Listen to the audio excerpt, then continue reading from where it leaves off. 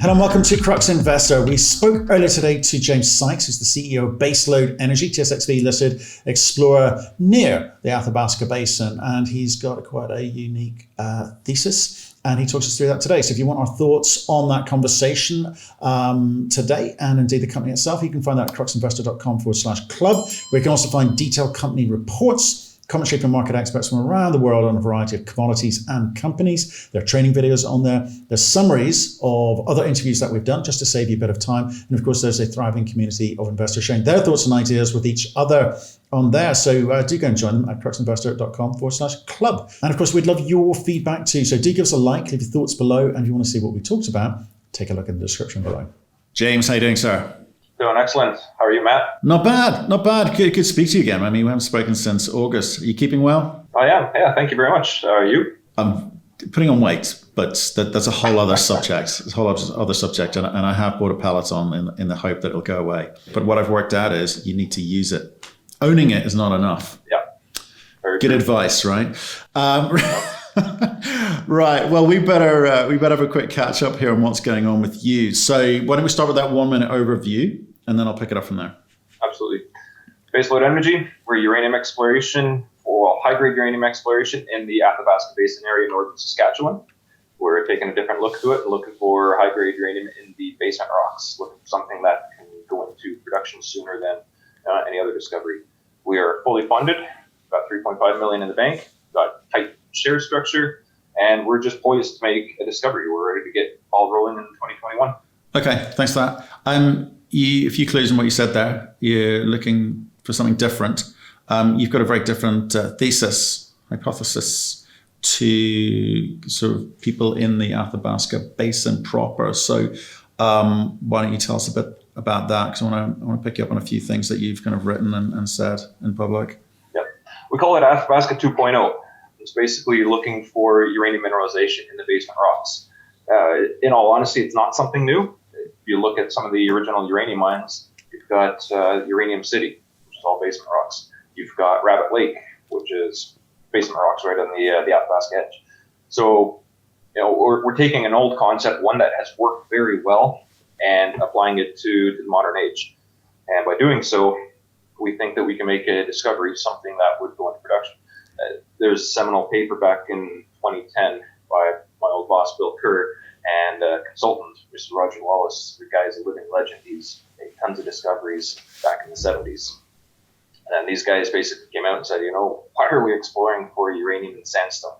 It's difficult, and we've got basement resources proven in the area. And actually, since that has come out, what's been discovered? You've got Triple R, you've got Arrow, you've got Griffin, you've got three major deposits there, over 500 million pounds of uranium being discovered in basement rocks. So there's that huge potential, and these are the type of operations that I humbly believe can go forward. It's if you can find it near surface, here's your open pit. That's a no-brainer. With the grades that you see in the Athabasca Basin, if you're averaging 1%, game on. Even if you're 0.5%, that's huge. That's a beautiful deposit. So that's exactly what we're looking for, and we're just applying some new concepts and new ways, and just even looking at a whole new area that no one has looked at. So we're kind of stretching the envelope of what's been done, and applying a lot of research and a lot of understanding of Athabasca uranium over the last 10 to 20 years, and just really putting it into Baselode's project portfolio going forward. Okay, so break this down for me. Actually, before we get into the technical stuff, tell me a bit about you. So why have you got the right to tell people perhaps they're doing it wrong? What's your track record? No, it's not that people are doing it wrong. Everyone's got their opinions, and having a discovery is a great thing. I want to make a discovery that goes into production. I have been down this road, working with Hathor and seeing what Rio Tinto has been able to do. We thought that was one of the best deposits out there. Lo and behold, we found out that that's not something that's easy to mine. There's a lot of complications with that. So that was the learning curve right there. You don't you have to start looking at things from the realistic situation. Knowing that, I actually started going back and doing some more research on other deposits around the area. Midwest, that's discovered in 1978, still not in production. Why? Because it's got that sandstone issue. And you can find these examples all over the Athabasca Basin. And then so I started thinking, I started doing some more work. I'm looking at the basement possibilities. Triple R, Fission made the Triple R discovery, and that kind of opened up the idea that, hey, look, this is a whole new area in the Athabasca Basin that everyone's just written off. And here's this high grade deposit in the basement rocks. And so when NexGen came along and I got on board with that, we're looking at the exact same scenario. We're looking for something that we knew we were right on the Athabasca Basin margin. So it could even be like a Key Lake type scenario. What we discovered though was something that was completely basement hosted. There's really no sandstone expression of this thing at all.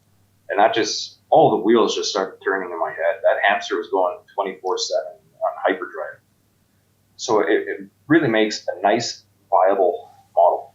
And then you had Denison's Griffin discovery, which again just keeps showing that, hey, you've got these basement rocks with the potential for 50 million pounds, 70 million pounds.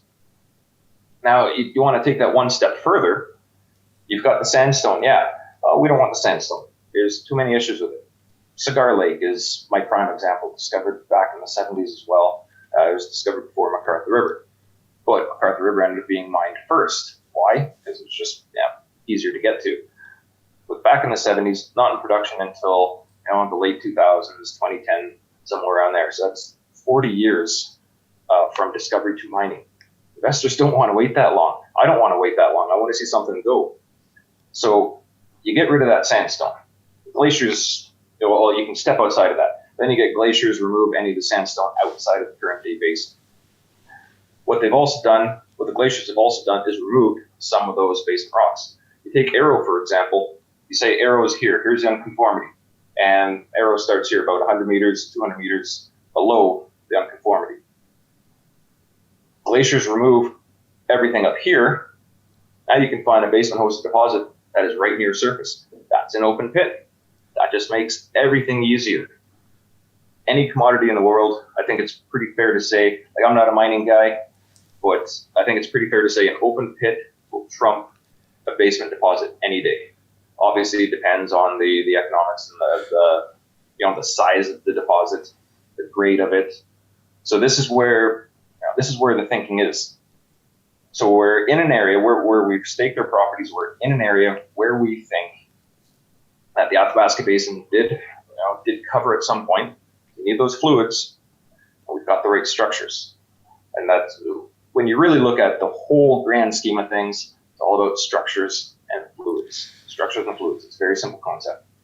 Okay, so let me try and break that down. Okay, no one wants overburden. Everyone wants open pit. It means there's less cost. You get at it quicker. But I've also read that you are talking sandstone as hosting water, and that can cause problems. And I think you talk about Cigar Lake there as a case in point. But are you also trying to say that some of the players in the Athabasca Basin are going to have problems down the line because of the sandstone, not just because of the overburden component, but because of water?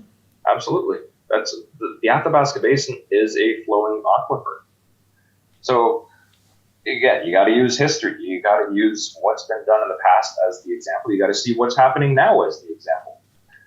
Denison's another great example with trying to figure out how they're going to mine Phoenix. They can't go underground for it. They've looked at it. It's too costly. What are they trying to do now? They're trying to do ISR. I don't know if it's going to work. If it works for them, they've revolutionized everything. And they're not the only company who's been doing this. Orano's been doing this for years, and they've been looking into it, and they still can't get it to work properly. So it's great on them to try these new deposits, new mining methodologies. That's fantastic. We need to revolutionize what's going on, because there's a lot of uranium, unmined uranium, sitting in the basin, and it needs to come out at some point. But you want something that can come out quickly. You want investors to reap the rewards of your discovery now and not 10, 20 years down the road. you need something that can be mined in a very economic sense. Key Lake was right at the unconformity edge. All of the mines that have gone into production have either been right in the basement rocks outside of the Athabasca, or right along the edge within 100 meters of sandstone depth. Anything below 100 meters is not economic because you can't keep up with the water infiltration rate. So that's the issue right there. So a conventional open pit in the world, you can go 200 meters, you can go 400 meters down. That's, it's easy, no problem, because they don't have water issues. Not like the Athabasca Sandstone. People have been on the beach, and obviously the Athabasca Sandstone was not a beach at one point. Yes, it was. It's all sand. It's all compressed together. It's rock now, but there's still that porosity, and the water is just flowing through that porosity. This is not a very tight rock like granite or anything like that. So that's where the big differences come. The only two mines that have been mined in the Athabasca Basin, deep in the sandstone, McArthur River, Cigar Lake. Well, guess what? They're also the largest tonnage mines out there, and they're also the highest grades. These mines have 20% U3O8. That's ridiculous. They're the most valuable commodities in the entire world. That's what makes them affordable to go after. You find something of less grade than that, probably not going to happen. So you either need to find a monster, which is difficult to begin with, or you got to think outside the box. You got to find something new, something that will work. So yeah, great for Denison to try that.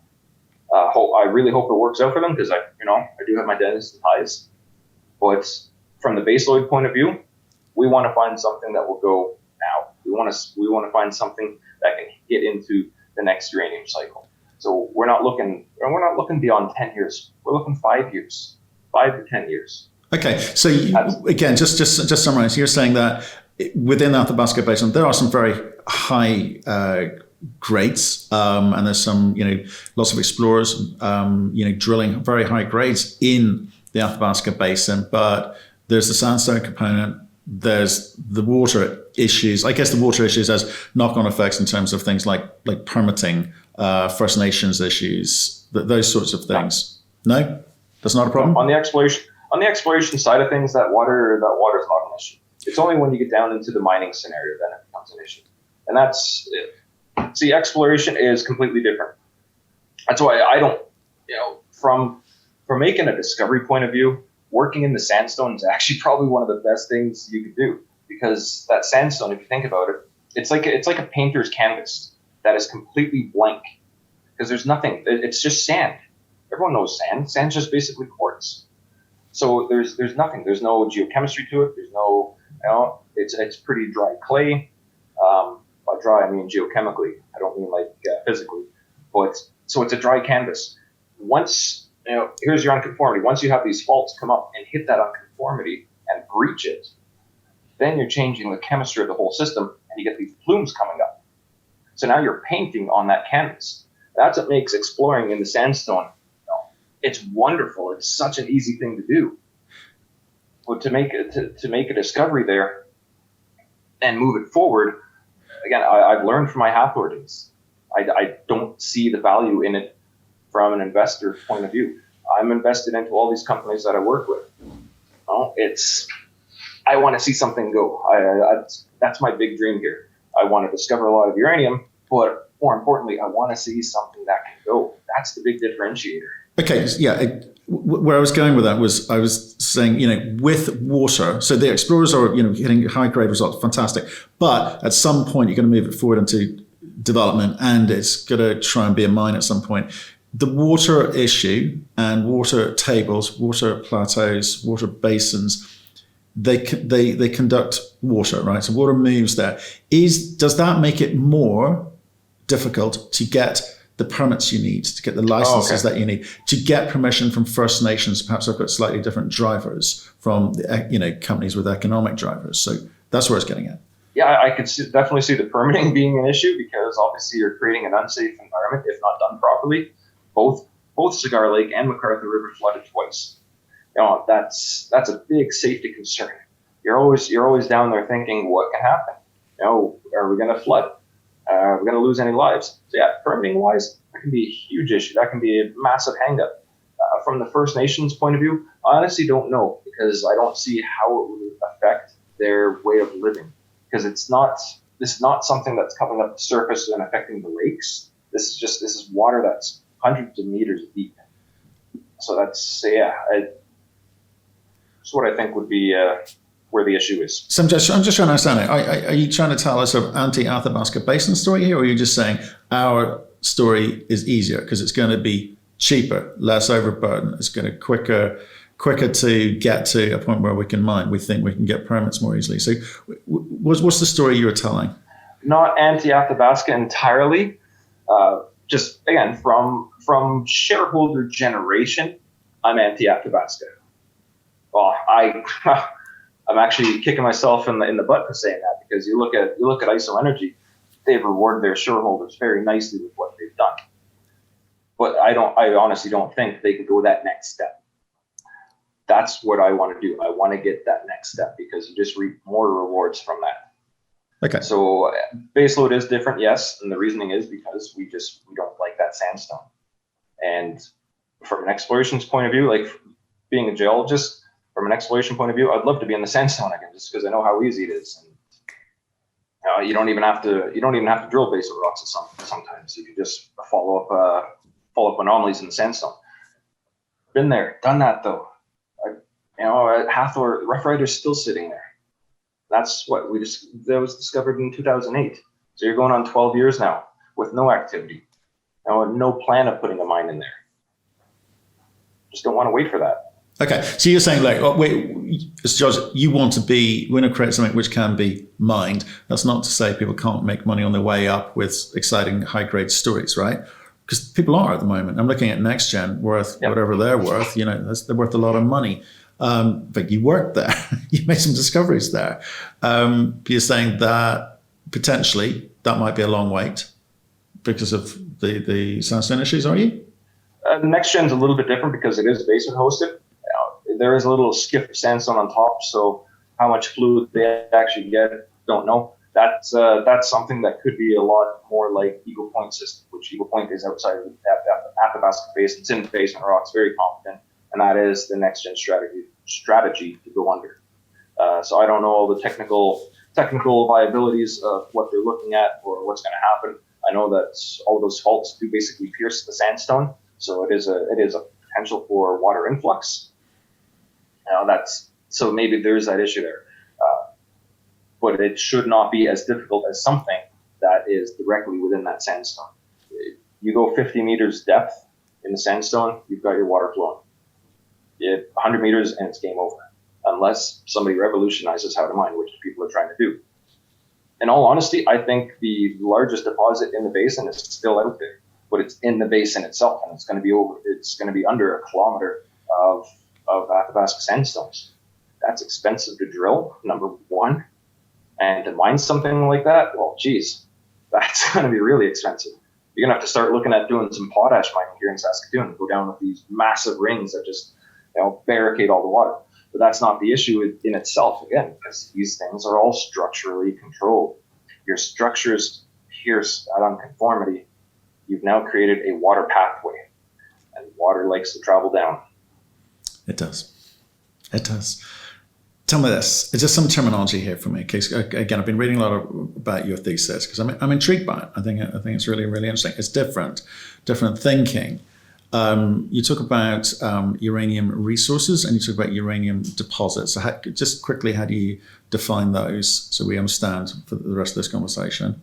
Resource is something that's basically mineable, whereas a deposit is a discovery that has not proven to be mineable at that stage.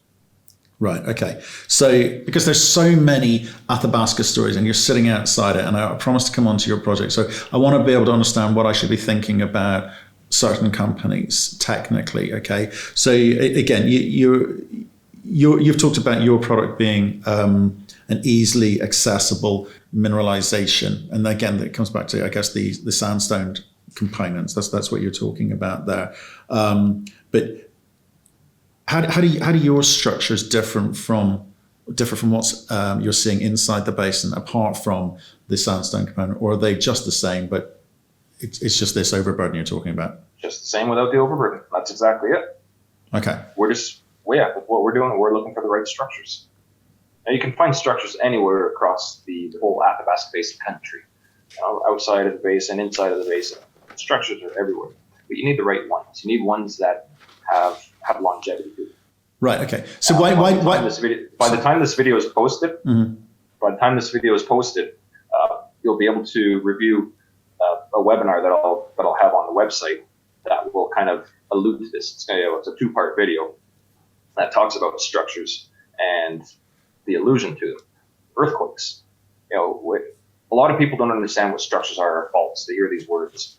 When you hear those words as a non-geologist or just general person, think of earthquakes, because that's exactly what they are. That's what earthquakes are. They're faults, structures moving deep in the ground, and they're coming up to surface. The Athabasca Basin area has been inundated with these. It's a massive area. This whole area used to be a mountain belt that was larger than the Himalayas. So you've got 2 continents coming together, colliding, and creating this massive mountain belt. You're going to move rocks. There's no other way about it. So the pathways have been made. It's just a matter of finding that right one. You need longevity. You want your fluids to move along the structure. You need longevity. You need something that continues to allow fluids to percolate through it. Right. Okay. So a whole bunch of theory there. Your thesis is clear. You've talked also about being able to do this quickly, right? But let's look at your position today. Okay. What's your market cap? Market cap, we're sitting at about 16 million. Right. Share price is at 40 cents as of yesterday. We've got about 67 million pounds fully diluted. Mm-hmm. Very tightly held, which is excellent. So about 50% are held by insiders, 5% by management and directors. The other 45% by our parent company, QC Copper and Gold, who used to be Power Ore. The rest of the 50% is made up of retail and institutional investors. With the retail side, basically about greater than 35%, and the institutional are a little bit less. I love the retail side because these are the guys who have followed my career, and they know that a discovery, it's not going to happen in day one. It's possible. Yeah, sure, it's possible it can happen. But the realistic side of things on exploration is that it may not happen on day one. So these guys are the type of guys who will back me and follow the company, and they're not going to sell out right away. These guys have a good couple of years commitment to it. So that's, from our point of view, that's huge. These are the type of guys that you want to follow your company. They are, but let's be real about where we are today. 16 million market cap. Okay, you haven't really done anything yet. You've got a great thesis. It's different, and if people can understand it and you start delivering on that, great. But come back to this word you use, quickly. How do you quickly deliver on it? And why is it going to be any quicker than what the guys in the Athabasca Basin, all these other juniors are doing? Well, that's an excellent question, Matt. And that's one that I can happily answer. So what we want to, by quickly, again, working outside of the basin and looking for a shallower deposit, there's a number of ways that we can move this forward and quicker. So let's say we're looking for a deposit within 100 meters from the top. Number one, your drilling costs are less. You can drill 10 drill holes in 1,000 meters. You can delineate your deposit much quicker. You can probably delineate a deposit in 1 or 2 years. You're not sitting there for 4 years, 5 years trying to delineate something. You get it done. Boom, boom, boom. That's the beauty of this whole thing. So this is where everything just expedites and expedites. And then, again, if you're within 100 meters, even 200 meters, that's still shallow. Then you're looking at that open pit scenario. I can almost guarantee if you've got a 50 million pound deposit, maybe even 25 million pound deposit, you can have the majors knocking on your door simply because the economics exist. Now, if your grade is there 0.5% and 25 million pounds even, well, that's not the biggest deposit in the world, but that makes sense. That goes forward.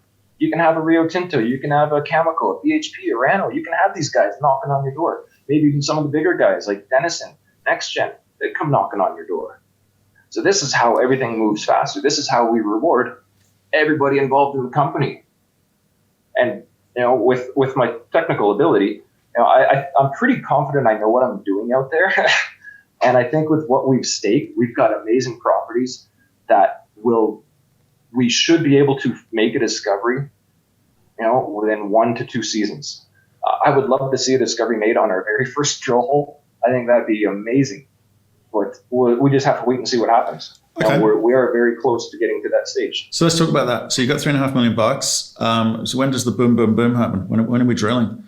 We're looking at 2021, as soon as we can. That's not very quick. Right now, we're just... Why aren't you doing it now? Jeez, no pressure, hey? Yeah, we're trying to get the ball rolling. So what's holding you up? What's the problem? Seriously. With everything else in the world, we have to deal with COVID. That has put a little bit of implications on everything and put a hold up. But we're also dealing with our permitting. So we had our permit application go out in October, and they're just in review right now with the Saskatchewan Minister of Environment. They're the guys who issue the permits. The consultation with the First Nations and the stakeholders is ongoing. I'm doing my own personal consultations with them. I was actually supposed to have a meeting up in the community that we're going to be working on last week, but they had to go into lockdown because of COVID.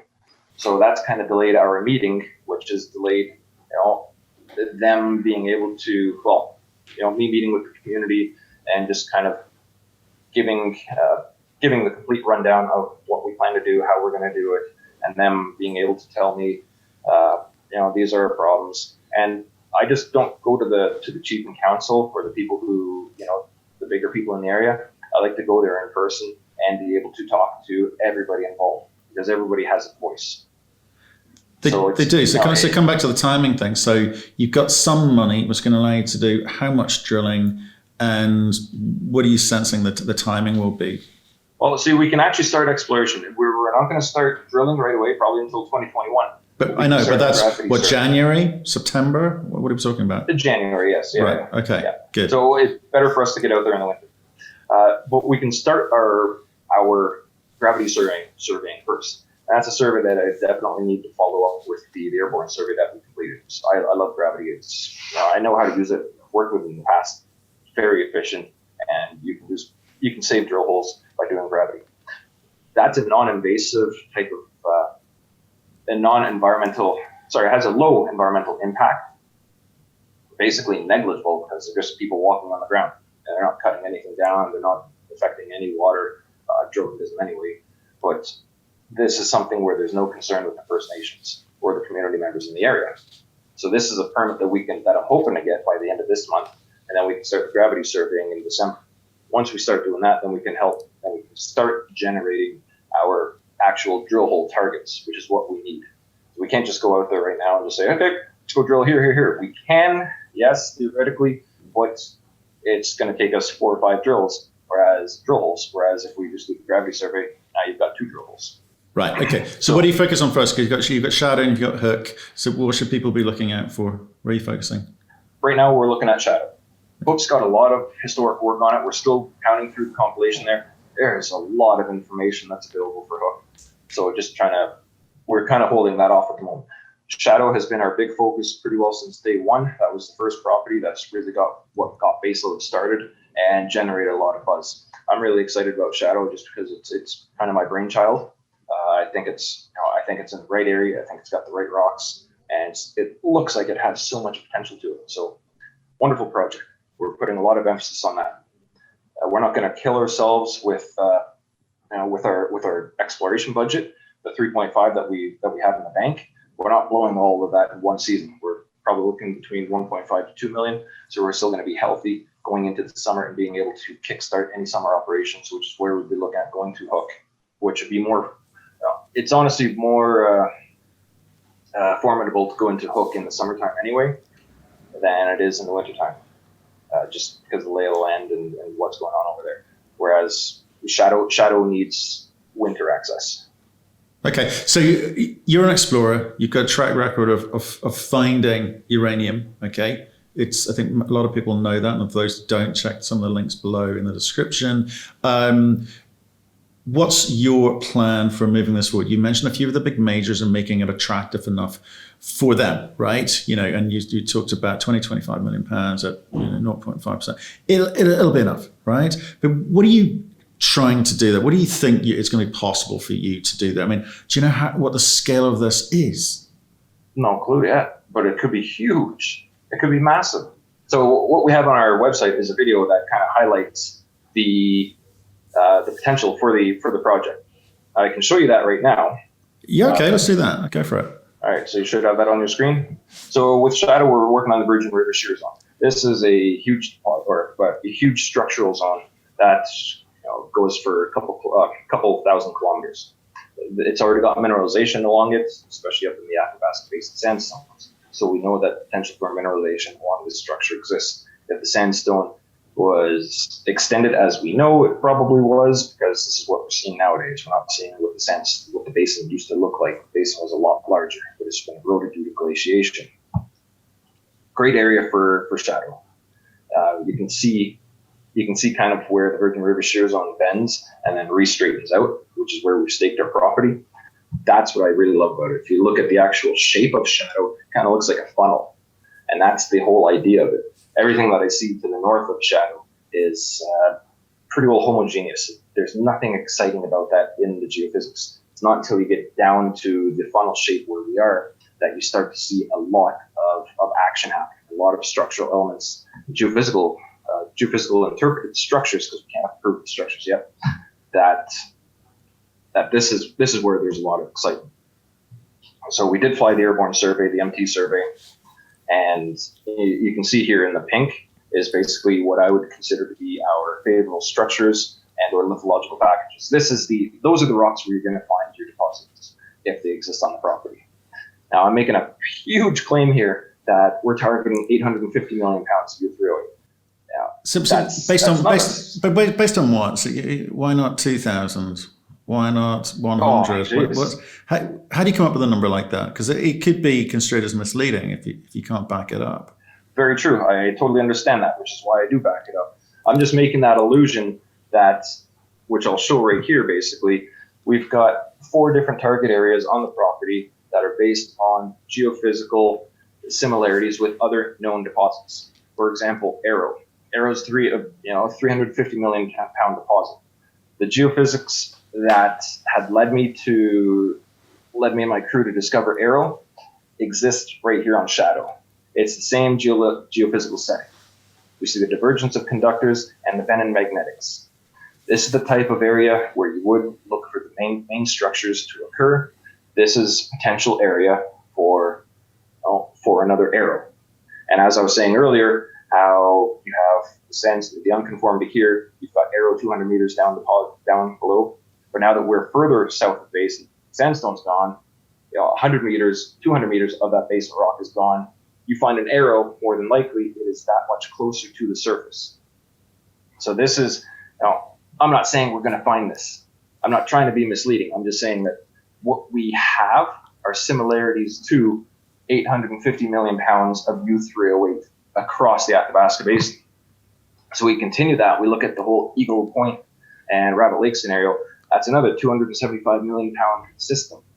The geophysics along Shadow are basically identical to what we see over at Eagle Point, Rabbit Lake.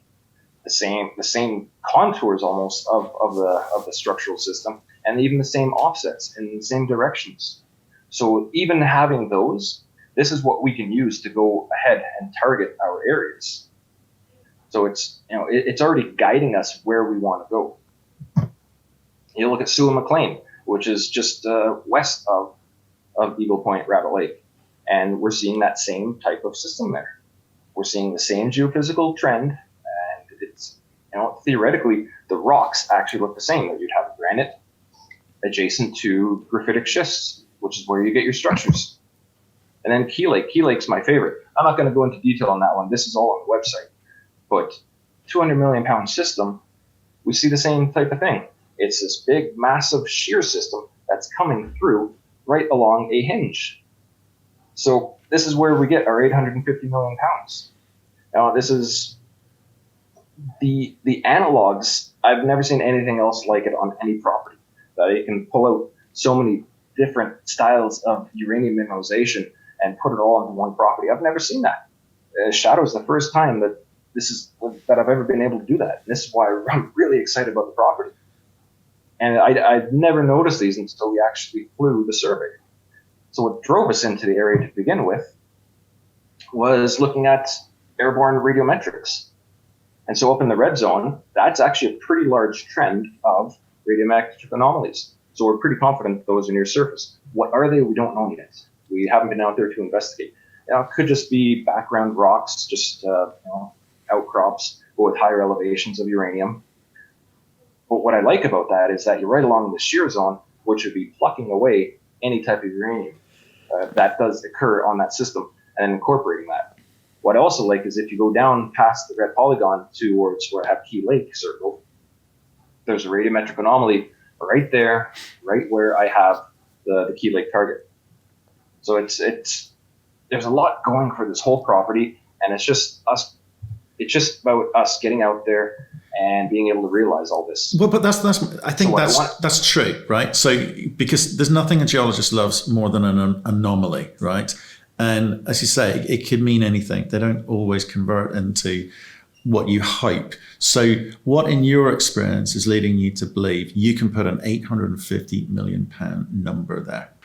Just looking at the geophysics and looking and identifying the structures that exist here, knowing the terrain that we're in, that this is a mineralized trend. We have uranium on the system already. We're in the right massive flexure. Like this is not a small thing. That flexure is a key component. The shape of the property is a key component to finding uranium. If you consider the whole funnel idea, you come out and you branch and you bifurcate. Where I showed in the presentation on the northeast end of the property, you've got one conductor. By the end of the property, you're now down to 4 or 5. That's bifurcation. That's structures coming together, branching off. This is what creates porosity in the rocks, which is what you need. This is what you move fluids on. Have you ever been in a traffic jam? It's the same type of system. You know that when cars are all trying to get into one lane, they all merge together and everything slows down. It just causes chaos and disruption. Well, it's the same thing with faults, but almost in the convex sense that you get these bifurcating structures that just allows fluids to go to migrate quicker. You get two structures like this. Now you can move fluids along there. That's great, but it's not until you start adding structures in like this as well that now you've created such a vacuum that just sucks in the fluids, and with all of these extra breaks, you've got a lot more fluid interaction happening in there. You've got a lot more places for deposition. So this is the type of area that we're looking at. The whole Virgin River Shear Zone is a massive structural system. It's been reactivated, and it's got a lot of potential to it. And no one's ever looked at this. This is completely outside the box thinking. Now, it's only been covered by partial geophysics, by regional government geophysics, and never had boots on the ground. We're the first guys to have a look at this area and say, hey, look, there's potential for uranium out there. In all honesty, there's actually more than just potential for uranium out there. There could be potential for copper, could even be potential for gold, since there has been gold showings just north of the property. So it's got a lot going for it. It has got a lot going for it, and you're very, very excited. But I want to try and help investors work out whether they should be excited, or is this just an early stage project where they should sit back and wait and see what happens, right? Because come back to this, $3.5 million. You've got to get your permits in place to be able to start drilling in January, Q1. Let's go with okay, and all of the other activity that you're doing. So what do you hope you're going to be able to tell people at the end of that drill program? What do you think you need to be able to say at the end of that drill program, not just the market, but to be able to go and raise more capital? What I really want to do with this drill program, obviously, make a discovery. That's the key. But what does that look like? Give me some numbers. What does it need to look like? Because everything. You can have a technical success, doesn't mean anything. But what do you think the market's going to need to hear? What do you think funders are going to need to hear? 10 meters, 1%. I honestly think any little sniff out there. For me, any little sniff, that's important, because the best way to find uranium is to follow uranium. There's no doubt about that. The other thing that I consider very successful is the ability to identify hydrothermal alteration systems on the property, because you're not going to get a uranium deposit without those hydrothermal systems. So that's where I really love gravity coming in, because I can almost guarantee that I would find, if they exist there, if they exist on the property, and they're in these areas that we're targeting already, then gravity survey will pick them out. We'll be able to drill it. Once we see that, and we can tell, like, we're either going to hit mineralization or not, because it may not exist. There are, barren alteration systems out there. That's the reality of the situation across any commodity in the world. But we'll be able to tell if there has been uranium and it's migrated. And if that's the case, then it's just a matter of figuring out which way did it go. Did it go up? Did it go down? Did it go left or right? And so that's, we're going to learn a lot no matter what we do. If we're successful, that's the best thing we can ever ask for. And, if we're successful, it doesn't have to be anything big. It's like, I just keep remembering what we did for the NexGen discovery. We had 20 meters at about 0.15%. There's all these vein systems. That was just in the upper zone. And we had multiple zones throughout. But it was not a big, these were not big intersections that we found for Arrow. If we can replicate something like that, that's game on. Any sign of uranium out there, I think, is huge for the property, and we'll move this thing forward, and we'll continue to fund it and be aggressive with it. Okay, we talk a lot about the macro with certainly the Crux Investor Club members. We've got our weekly show. We talk about firms. We also talk about companies. We talk about, I think, as Tim Kitzel mentioned, hyper promoted companies. There's a lot of noise out there, which you're competing against. Perhaps maybe they're better at promoting than you. So what's your message? Why should people be looking at your project versus all of these other uranium players out there? Oh, I expect people to do their due diligence. Simple as that. What we have going for us is not just the properties, but we've got the technical expertise that know how to make a discovery, that have worked on discoveries. Myself, I say I've got 500 million pounds of U308 to my name. And that's indirect and direct, because I've been there. I've been on projects that have had, before the discoveries were made, over at the Wheel River project for Denison. I've been on the Hathaway project. I've helped discover NexGen Arrow.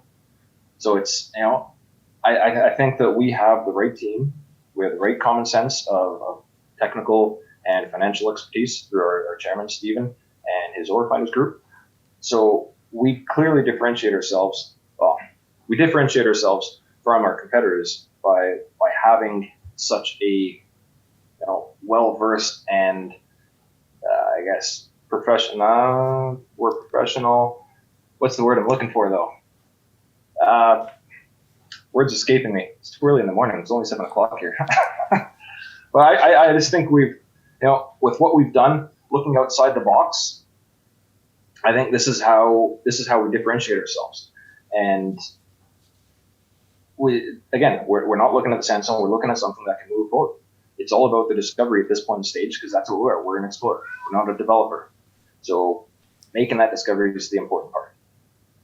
There's a story that I'd like to be able to tell you, actually, just to kind of allude to how I personally differentiate myself and why I think that thinking outside the box is actually very key. So back in high school, we had a project, and it was a calculus project. And the project was that you had a piece of paper. There was a bristle board, so a little bit thicker than regular paper. And you had to make a cylinder with the largest surface area. And the cylinder had to be capped.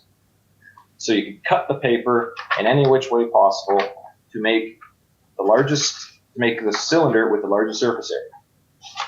But you weren't allowed to have any gaps.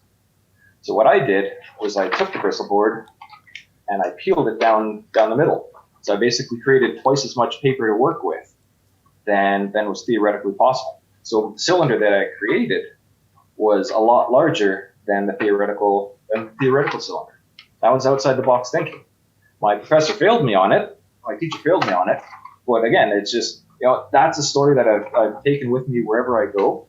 And I think it just highlights that I am this type of guy. I can think outside the box.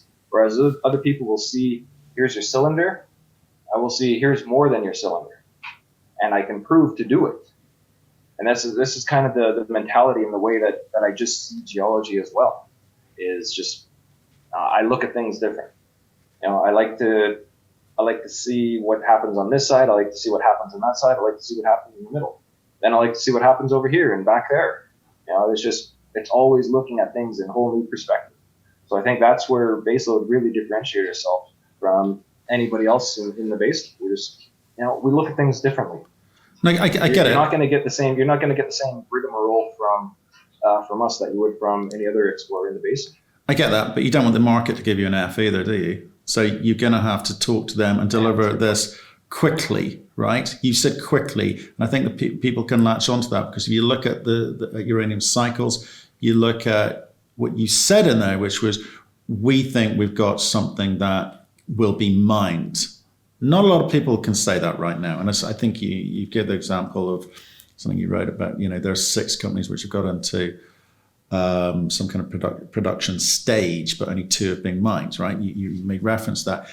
If you can show that you can expedite matters, it is open pitable and it is therefore cheap and therefore attractive. I agree with you. The grades don't need to be stellar like we're seeing in some of the press releases out of the Athabasca Basin. It just needs to be accessible and economic. So no, I get that.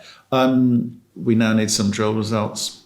We need to know, you need to know what you're dealing with and tell us. Yep, and that's, we're obviously trying to get there. It's like we were talking about 2021, Q1 2021. That's where we will start to see some magic happen. Right now, we're blue sky potential. Even after drilling, we're still blue sky potential. There's a lot of areas out there. I've shown a few examples that I've seen on the property. That's not to say the rest of the property is bunk. There's a lot going for it. It's a fantastic property. So we'll be able to kick the can multiple times. I do really hope that we are successful right off the bat. I'm not the type of guy who's just going to sit back and say, oh, no, all right, we missed. Let's pack it up and get out. I'm going to pound this thing out. I want to make a discovery. That's my drive. I love discovery. It's a rush.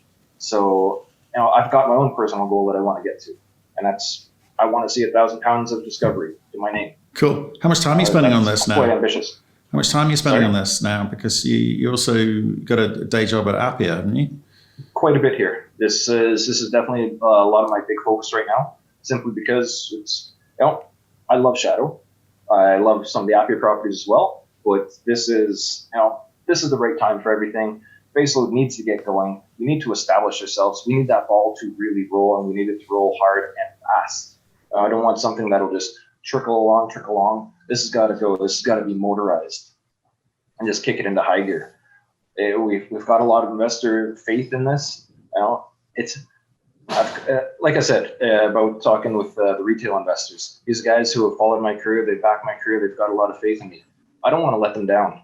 It's a lot of pressure on my shoulders, but this is really who I work for.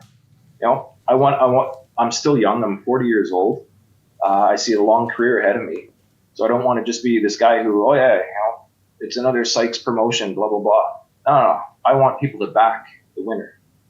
So a discovery here is huge, and I will strive for that with Baselode. Even if it's not at Shadow, we've got Hook. We're looking at other projects in the Athabasca Basin area that could have the same potential. So we're very actively engaged in looking to make Baselode a huge, roaring success as much as possible. So that's what we're about. That's who I'm about. And that's where I think we do differentiate ourselves.